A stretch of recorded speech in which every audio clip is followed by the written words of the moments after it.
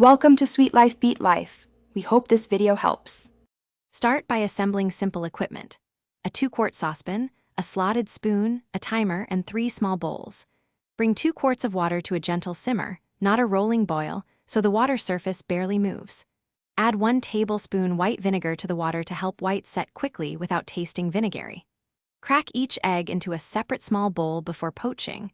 This prevents shells or broken yolks and makes sliding eggs into the water controlled. Keep a towel nearby, and reduce heat until the simmer barely ripples and the water surface shows small bubbles. You want gentle movement.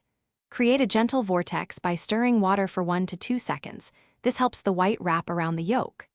Slip the egg into the center of the vortex and stop stirring so the white sets cleanly. For timing, start a timer immediately.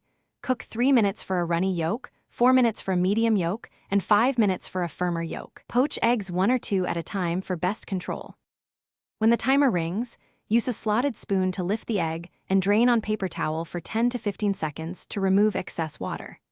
If desired, trim ragged edges with kitchen scissors for a neat presentation before plating. Gently slide the poached egg onto buttered toast, a salad, or a warm grain bowl.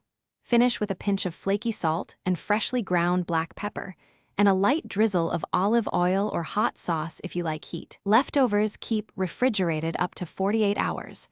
Reheat in simmering water for 45 seconds. Thanks for watching.